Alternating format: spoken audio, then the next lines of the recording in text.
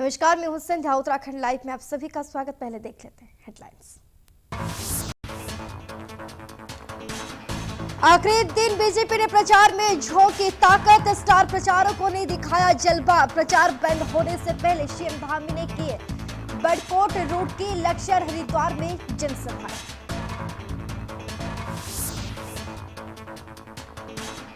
कांग्रेस के वचन पत्र पर बीजेपी ने ली चुटकी। कहा भाजपा के मुद्दे किए गए कॉपी। प्रचार खत्म होने से एक दिन पहले मैनिफेस्टो जारी करने का कोई औचित्य नहीं है।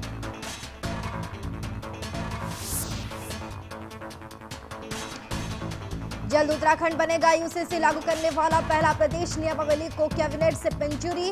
कांग्रेस ने बताया आचार संहिता का घोर उल्लंघन।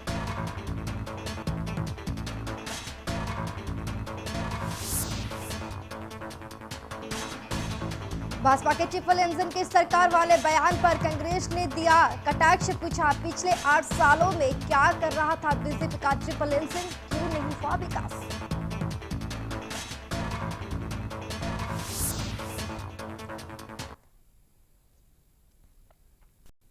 अब खबर दिखेंगे विस्तार से।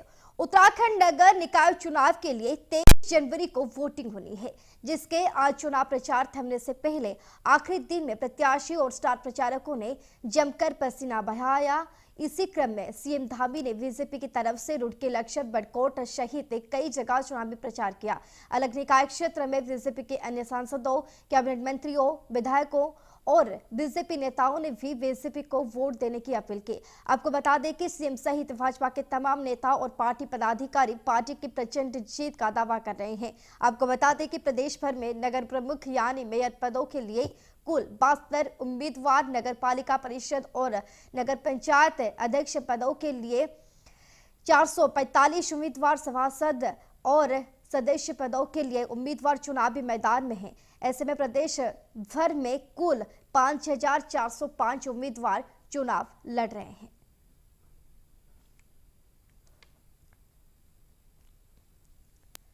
कांग्रेस के वचन पत्र को लेकर बीजेपी ने चुटकी लेते हुए कहा कि कांग्रेस अब ऐसे मौके पर अपना वचन पत्र ला रही है जब प्रचार के लिए महज ही कुछ घंटे बचे हुए हैं।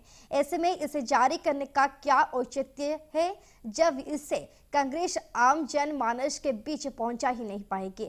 वो एक खानापूर्ति है और जो भी बिंदु कांग्रेस ने इसमें रखे हैं वो सब भाजपा अपने संकल्प पत्र में पहले ही शामिल कर चुकी है। कुछ नया इसमें कांग्रेस ने शामिल नहीं किया, बल्कि बीजेपी के बिंदुओं को ही बढ़ा चढ़ाकर पेश कर दिया है। खास बात यह है कि जब कांग्रेस निकायों में और निगमों में काबिज थी तब कुछ कर नहीं पाई और अब जनता को बरगलाने के लिए इस तरह की खोखली बातों को कह रही है। देखिए, जो वचन पत्र इन्होंने आज जारी किया है वो ये दर्शाता है कि कल चुनाव प्रचार थम रहा है और भारतीय जनता पार्टी ने 2 हफ्ते पहले ही अपना वचन पत्र जारी कर दिया था। जिस हिसाब से ये अपना वचन पत्र मात्र 1 दिन पहले जारी कर रहे हैं वो ये दिखाता है कि जनता के सामने बात रखने वाली कोई बात इनमें है ही नहीं। वो अपने चुनाव को लेके भी सीरियस नहीं है, वो अपनी कर्मठता को लेके भी सीरियस नहीं है। और जो वचन पत्र में इन्होंने बातें कही हैं वो तो सारी भारतीय जनता पार्टी के ही बिंदुओं को ली हुई बातें हैं।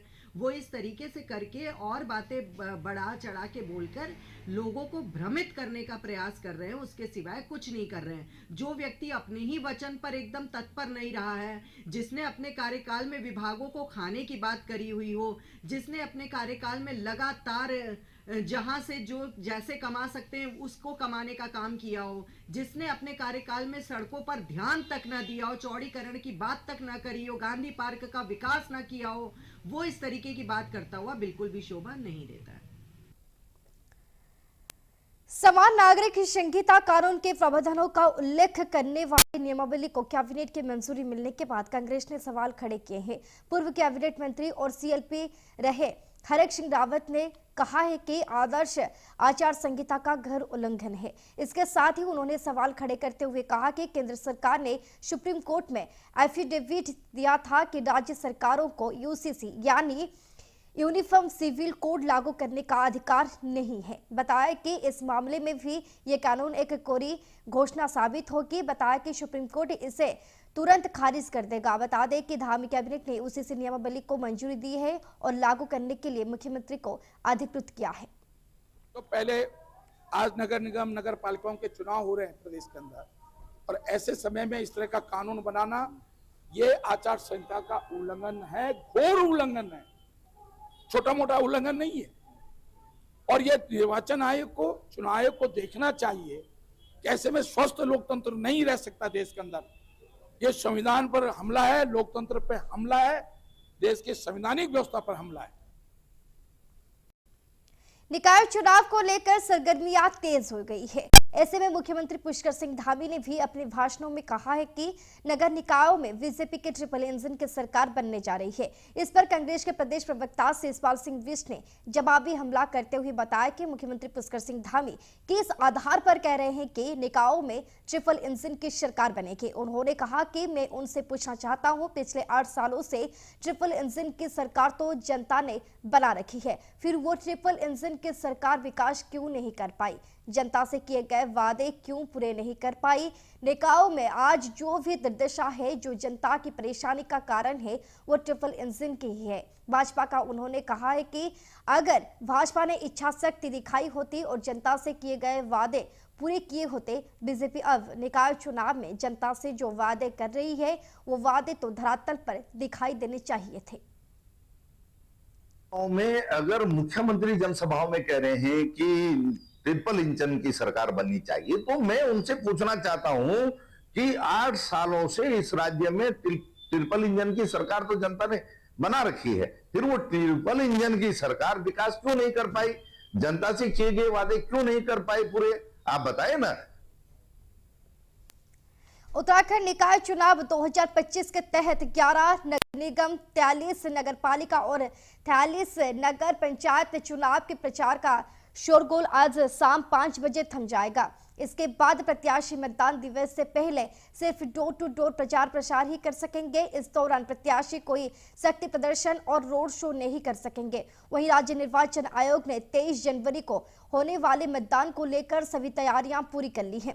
निर्वाचन आयोग द्वारा मतदान कर्मियों को मतदान और मतगणना से संबंधित ट्रेनिंग दे दी गई है। फिलहाल निकाय चुनाव के लिए जिला प्रदेश भर में 16,284 कार्मिकों की ड्यूटी लगाई गई है।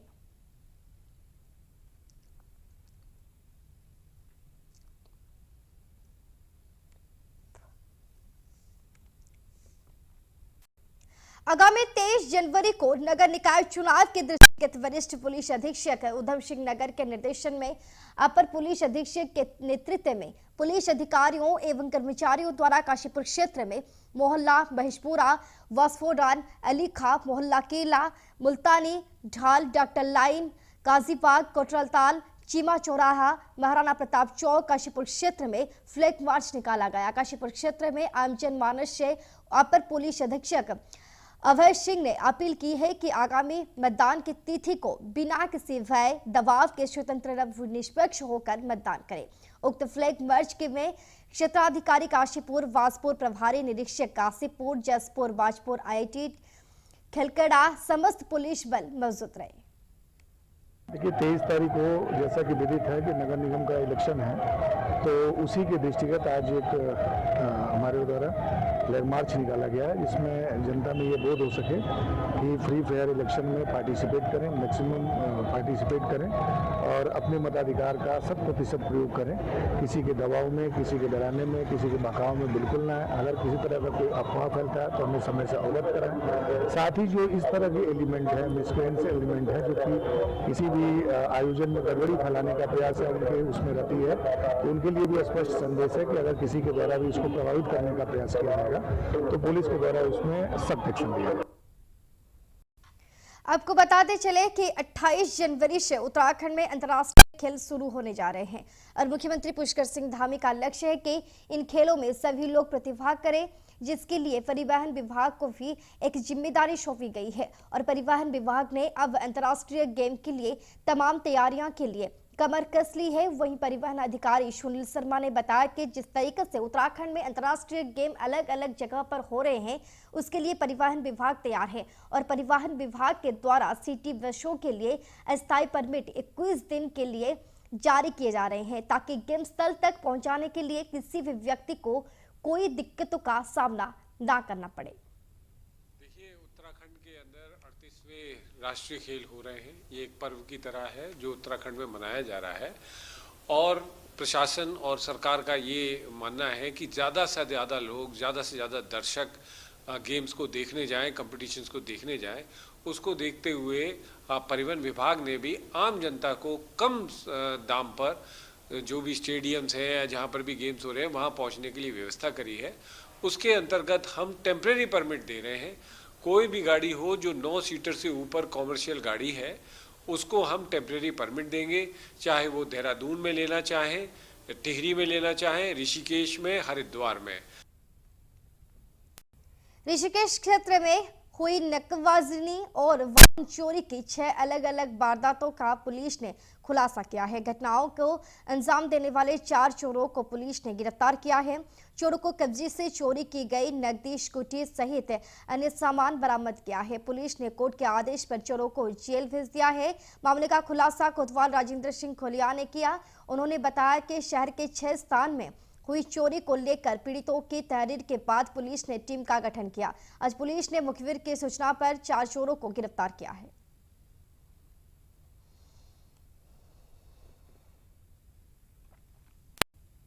काठगोदाम थाना पुलिस को एक बड़ी कामयाबी मिली है। 1 किलो 206 ग्राम अवैध चरस के साथ एक आरोपी को गिरफ्तार किया गया है। चरस की कीमत 2 से 2.5 लाख रुपए बताई जा रही है। नशे के विरोध अभियान चलाते हुए थाना काठगोदाम ने हड़ा खान रोड वन वरियर के पास अल्टोकर से एक व्यक्ति को अवैध चरस के साथ पकड़ा। आरोपी के खिलाफ NDPS एक्ट के तहत अभियोग पंजीकृत किया जा रहा है। आरोपी सलियाकोट जिला नैनीताल का रहने वाला है। देखिए, माननीय मुख्यमंत्री महोदय का जो ड्रग फ्री देवभूमि का जो लक्ष्य है उसको दृष्टिगत रखते हुए पुलिस मिशन मोड में काम कर रही है। इसमें कल थाना काठगोदाम की टीम के द्वारा चेकिंग के दौरान हेड़ा खान बैरियर के पास से एक आल्टो कार को रोका गया है, जिसके पास से 1 किलो 206 ग्राम चरस बरामद हुई है। इस व्यक्ति का नाम बच्ची राम है, जो कि बरेली रोड हल्द्वानी का रहने वाला है। पूछताछ पर इसके द्वारा बताया गया कि हेड़ा खान में प्रेम सिंह नामक किसी व्यक्ति से इसने खरीदी थी और ये इसको मंडी क्षेत्र हल्द्वानी में ये सप्लाई देनी थी। नहीं, अभी तक तो इसका कोई क्रिमिनल रिकॉर्ड नहीं मिला है, लेकिन इसका क्रिमिनल रिकॉर्ड तलाशा जा रहा है। हाँ, उस पर भी हम जांच कर रहे हैं कि उसके द्वारा जो नाम बताया गया है उसको हम तस्दीक कर रहे हैं और सही पाए जाने पर उसके खिलाफ भी कार्रवाई की जाएगी। हल्द्वानी में निकाय चुनाव की पर्यवेक्षक दीप्ति सिंह की निगरानी में मतदान और मतगणना की अंतिम तैयारी शुरू हो गई है। नगर निगम सभागार में मेयर और सभासद प्रत्याशियों के साथ बैठक करते हुए निर्वाचन अधिकारी ने मतदान अभिकर्ता और मतगणना अभिकर्ता बनने सहित पोलिंग बूथ के 100 मीटर के दायरे में आदर्श आचार संहिता का पालन किए जाने के संबंध में आवश्यक दिशा निर्देश दिए हैं। इसके अलावा प्रत्याशियों द्वारा व्यय लेखा का आखिरी परीक्षण भी कराया गया है। पूर्व में हमने सभी प्रत्याशियों से, चाहे वो वार्ड मेंबर हो, मेयर के प्रत्याशियों उनके साथ बैठक की थी। आज हमारे निर्वाचन आयोग द्वारा जो सामान्य प्रेक्षक और व्यय प्रेक्षक नियुक्त किए गए हैं वो लोग भी जिले में आए हैं और चूँकि हमारा मतदान का दिवस और काउंटिंग का दिन नज़दीक आ रहा था तो उसी क्रम में आज हमने सभी को बुलाया था और उनको ये बताया गया कि मतदान दिवस के दिन आपको कैसे पोलिंग एजेंट नियुक्त करने हैं, उसके लिए जो औपचारिकताएं हैं जो करनी है उसके बारे में बताया गया। साथ ही काउंटिंग डे के बारे में कि काउंटिंग हॉल्स हमारे कितना है, कौन सी टेबल कहाँ लगेगी, आपकी वार्ड की काउंटिंग किस हॉल में होगी, साथ ही आपकी किस चक्र में आपके वार्ड का नंबर आएगा, ये सब चीज़ें हमने डिटेल में उनको बताई हैं और उसके लिए उनको काउंटिंग एजेंट नियुक्त करने की भी प्रक्रिया बताई है। देहरादून पुलिस ने गोकशी में संलिप्त आरोपियों को मुठभेड़ में गिरफ्तार किया है। आपको बता दें कि देहरादून के वसंत विहार और पटेल नगर थाना में हुई गोकशी को लेकर मुकदमा दर्ज हुआ था, जिसमें एक संदिग्ध ऑटो को रोकर जब पूछना चाहा तो उसमें से 2 लोग अंधेरा का फायदा उठाकर भाग गए थे। एक को गिरफ्तार कर लिया गया। 2 फरार अभियुक्तों को पुलिस ने जब पकड़ने का प्रयास किया तो उन्होंने पुलिस पर फायरिंग की। जवाबी कार्रवाई में पुलिस के द्वारा दोनों को पकड़ लिया गया। उनमें से एक के पांव और दूसरे के हाथ में गोली लगी है। हमारे विभिन्न थाना क्षेत्र में 2 रात्रि में हुई थी, जिसमें थाना जो है वसंत विहार में भी गौकशी की घटना हुई थी और इसके साथ ही साथ नेक्स्ट डे जो है थाना पटेल नगर में भी गौवंशी किया गया था। और जिस तरह से इस जघन्य अपराध को कारित किया गया था, उसको देख के लग रहा था कोई ना कोई इसमें गैंग है जो पूर्व में भी ऐसी वारदातों में संलिप्त रहा होगा। और इसी को देखते हुए कुछ हमारे मुखबिर तंत्र से भी सूचना प्राप्त हुई थी कि यहाँ पर एक गैंग सक्रिय है जो इस तरह की घटनाओं को लगातार करता है, जब भी कहीं पर वो इस तरह के वारदात करते हैं। इसको देखते हुए हमारे जो है समस्त जो चेकिंग टीम है, इसको रात को खासकर ऐसे इलाकों में जहाँ पर ऐसी संभावनाएं रहती हैं, जहाँ पहले घटना हुई है, चेकिंग टीम को लगाया गया था। कल कोटद्वार में निकाय चुनाव के दौरान कैबिनेट मंत्री शुभद उनियाल द्वारा कांग्रेस प्रत्याशी रंजना रावत के लिए की गई अमरदेत टिप्पणी को लेकर कांग्रेस नेता हरक सिंह रावत ने कड़ा ऐतराज जताया है। कांग्रेस नेता हरक सिंह रावत ने कहा कि यदि शुभद उनियाल की मां नहीं होती तो वो क्या होते। हरक सिंह रावत ने कहा कि शुभद उनियाल ने रंजना रावत का अपमान नहीं किया बल्कि अपनी मां और बहन का अपमान किया है, जिसका सभी विरोध कर रहे हैं। तो सूरज भाई पैदा होता, सूरज भाई की मां नहीं होती, तो वो बात उसने रंजना के लिए नहीं बोली, उसने अपनी मां के लिए बोली, उसने अपनी बहन के लिए बोली, उसने अपनी बेटी के लिए बोली। और किसी बहन बेटी मां का अपमान कम से कम सिद्धवली की धरती तो नहीं सहन कर पाएगी। कांग्रेस के मेयर पद पर आप आश्वस्त पूरे? देखिए, रण है, रण में योद्धाओं का काम होता है। मैं तो मिलिट्री साइंस का नगर निकाय चुनाव को सुरक्षित और व्यवस्थित तरीके से संपन्न करने के लिए पुलिस एक्शन में नजर आ रही है। लक्ष्मण झूला थाना पुलिस ने एसपी लोकेश्वर सिंह के निर्देश पर क्षेत्र में फ्लैग मार्च निकाला, जिसका उद्देश्य लोगों को निर्भय होकर मतदान के लिए प्रेरित करना रहा। फ्लैग मार्च के दौरान पुलिस ने मुनादी कर लोगों को बिना किसी दबाव के ज्यादा से ज्यादा संख्या में मतदान करने की अपील की। इंस्पेक्टर रवि सैनी ने बताया कि 23 जनवरी को नगर निकाय चुनाव के लिए मतदान होना है। इस मतदान में किसी भी प्रकार का व्यवधान पैदा ना हो, इसके लिए फ्लैग मार्च निकाला गया है।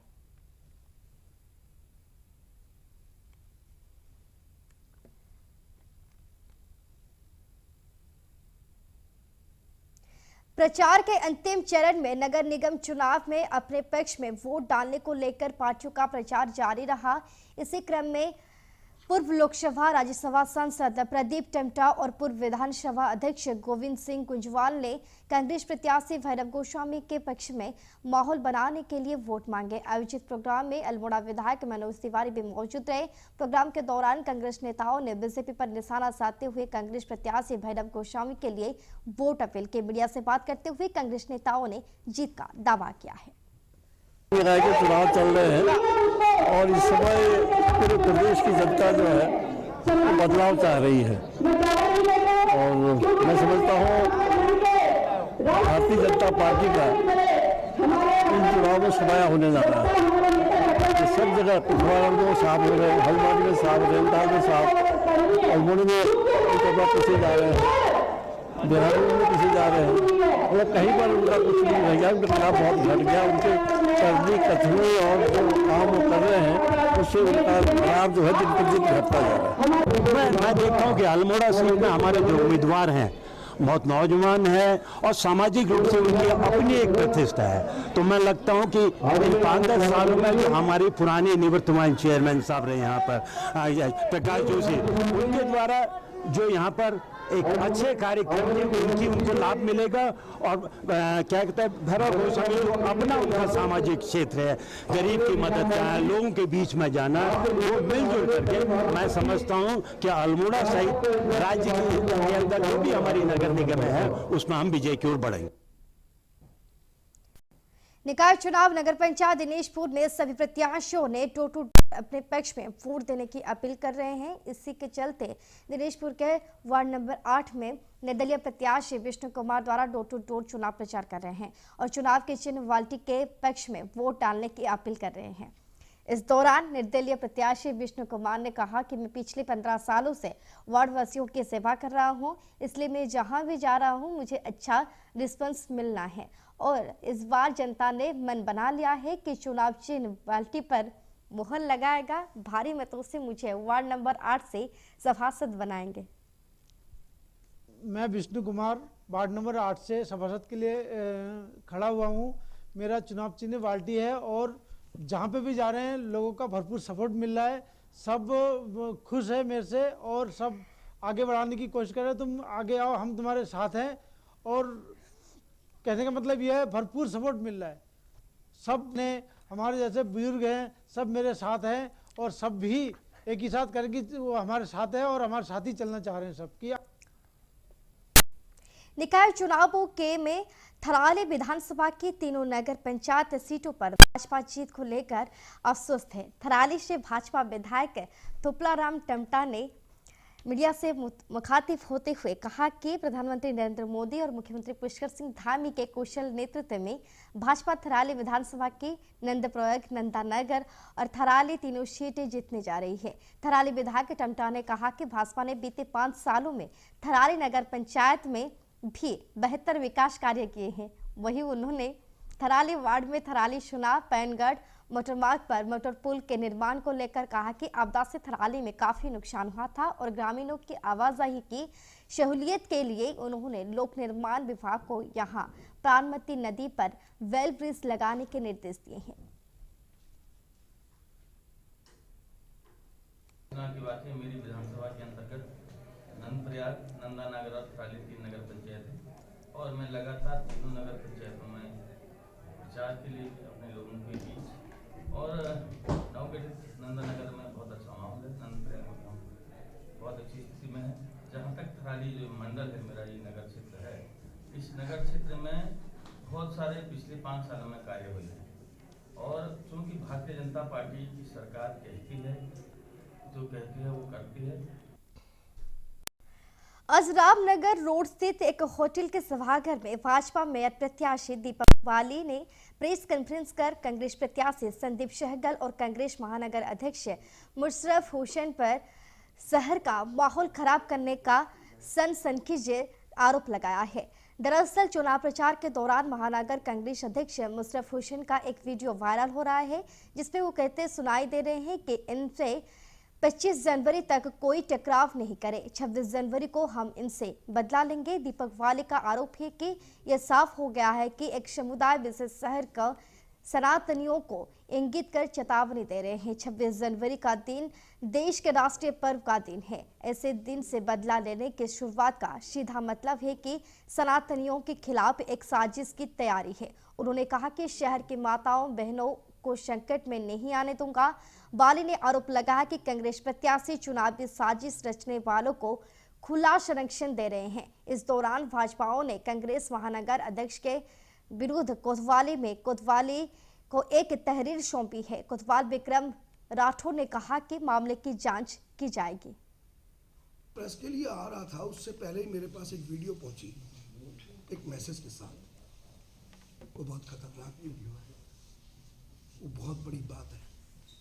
मैंने सारा प्रचार, क्योंकि मुझे तो आप लोगों से इस मुद्दे पर 15-20 मिनट बात करनी थी, लेकिन मैंने अपने कार्यक्रम आगे तक के कैंसिल कर दिए और मैं आज आप लोगों को भरपूर टाइम दूंगा, आप जितना चाहेंगे, क्योंकि ये मेरे शहर को बचाने के लिए बहुत ज़रूरी है। हुई थी उसमें एक बंद कमरे में बहुत सारे समुदाय के, विशेष समुदाय के लोग थे उसमें, और कांग्रेस प्रत्याशी संदीप सहगल जी के साथ वो खड़े हुए थे। मुशर्रफ जी ने एक बयान जारी करा है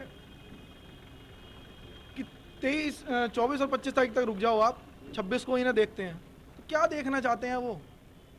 जो एक उनके द्वारा बोले गए शब्द जो हैं वो वीडियो वायरल है, पूरे काशीपुर के समस्त लोगों ने वो देखी है और पूरे काशीपुर में एक भय का वातावरण बना है उस वीडियो के बाद कि ये जो कांग्रेस है पूरी काशीपुर में जो 26 तारीख को बदला लेने की बात कर रही है, भले ये कौन सा सुयोजित तरीके से क्या षड्यंत्र ये लोग रच रहे हैं, क्या करने की इनकी मंशा है और ये क्या चीज़ें हैं, जैसा चुनावी समर चल रहा है। ये थी अब तक की बड़ी खबरें। अब वक्त हो गया है बुलेटिन के